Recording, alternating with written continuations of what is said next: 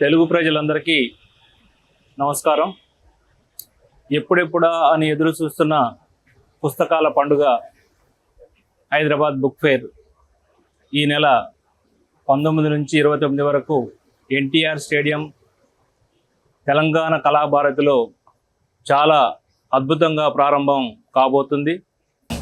గతం కంటే చాలా భిన్నంగా నిర్వహించడమే కాదు, సమయాన్ని కూడా అందరికీ అందుబాటులో ఉండే విధంగా గతంలో 2 గంటల నుంచి 8 గంటల వరకే ఉండేది.